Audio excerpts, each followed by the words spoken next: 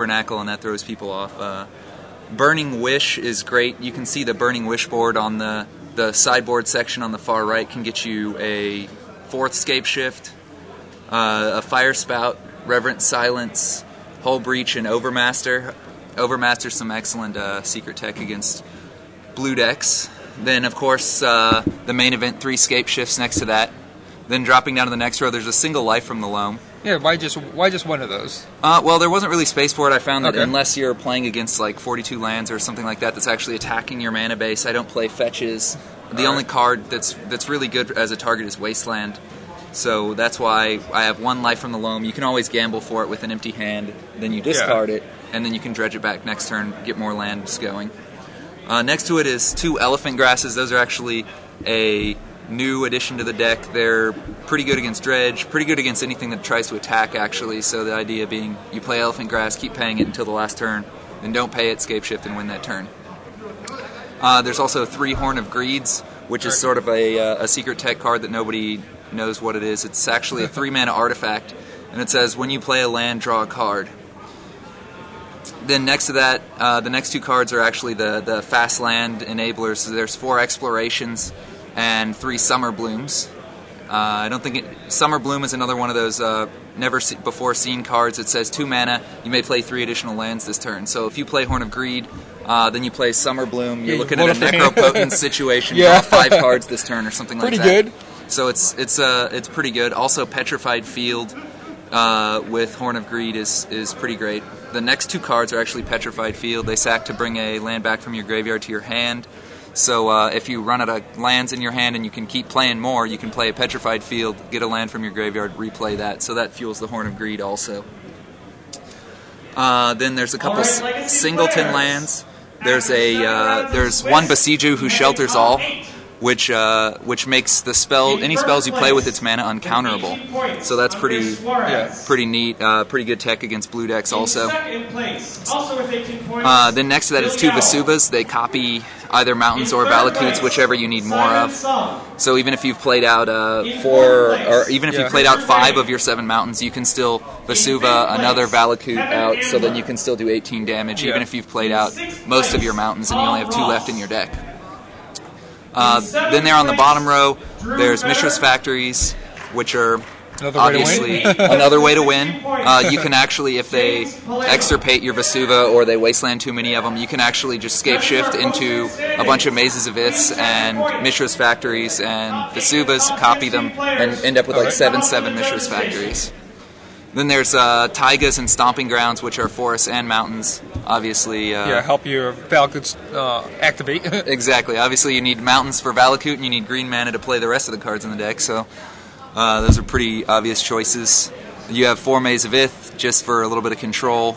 4 forests because you need those against Blood Moon, so that you can play the Hull Breach or the Reverent Silence when you Burning Wish for it. You need forests, and it's also a safe first turn play. It's not going to get wasted. Then you have 4 Wastelands, 2 Dust Bowls for Disruption, Land D. They combo well with Tabernacle, of course. And then, well, I guess we go to your sideboard now. Looks like you were expecting some Dredge and Loam Hate with the 4 Leyline of the Voids. I was expecting a lot of Dredge, and I was expecting a lot of aggro loam. I never ran into aggro loam. There were a lot of dredge decks. Okay. I sat down at the top tables today. There were always dredge decks in every single match on both sides. Right. It was ridiculous. Then there's 3 Zuran Orbs there. Those are for Price of Progress and Burn. Yeah. Because having 32 cards in your deck that say gain 2 life is pretty good against Burn. It's also pretty good against Zoo. When their creatures run out of gas, it can just put you completely out of range, and you just build up lands and win, especially if you gamble for a life from the loam. And then we have, before the Wish targets, we have the 3 Crossing Grips. Right? Then we also have 3 Crossing Grips. Those are great for Ethervile, Recurring Nightmare. It saved me from a Recurring Nightmare today. He had a Magus of the Moon in the graveyard, so I gripped the Recurring Nightmare so that after I killed the Magus of the Moon, so he couldn't bring it back. Yeah. And then also, of course, Counterbalance. Yeah. and other vials. If you have not already done so. And then, of course, you have the wish targets, and you went over those already there. So you have all the... Yes, there's Wish for Scape Shift, which basically lets you play, I don't know, what is that, 7 main deck Scape Shifts, if you count the Burning Wishes as that. There's Fire Spout, which is really good against Merfolk and Zoo and Goblins. Reverent Silence against enchantments. The Enchantress deck. I played one Enchantress deck today, and that was just an amazing blowout card. It's a pretty good matchup already, but it just completely blows it out. It also kills counterbalance because they really have nothing for 4 in their deck. So if you can resolve the Burning Wish, you're going to resolve the Silence also. Hull Breach, it costs 2 mana and destroys an artifact or an enchantment. It's really the best one there. You rarely get the 2 for 1 on it. And then Overmaster says the next sorcery or instant you play can't be countered, draw a card. So that aggravates a lot of blue players, obviously. And then if you're playing against a deck or you've run out of relevant wish targets, you can always wish for Overmaster, pay a red, and cycle it, basically. So you ended up losing the last round for top 16. Any changes you do to this deck? Or did you like it mostly how it was? It's pretty good. It's your draws are a lot more important than your opponent's draws. It's not quite a combo deck where you play where you can goldfish and it's pretty much what you're going to play in the tournament. You do interact with your opponent a lot, but it is very important what you draw to sort of control your opponent for long enough to get the Scape Shift off, because it's not just I go as quickly as I can for Scape Shift. All right. Are you going to any other of the 5K weekends? Oh, I'm sure I'll be there. So do you recommend people to try this deck out? I'd recommend this in any metagame that doesn't have a ton of combo decks. You pretty much automatically lose to Tendrils and Belcher. Okay. Yeah, but other than that, it has pretty decent matchup against everything. All right, so any last words you want to say out to our audience? Anyone watching out there, or any of your friends watch, anything you want to say to them? Oh, no, just if you use my deck, have fun crashing all the Zoo and Goblins. They just get destroyed. All right. Thank you very much. No, thank you. Thank you for joining us here on GG's Live, and good luck in any of the future 5Ks. Yeah, I appreciate it. Thanks. All right. Take care. Hope you guys enjoyed that Good Decks Live here with the Scape Shift Valakut combo in Legacy. Let me stop that recording.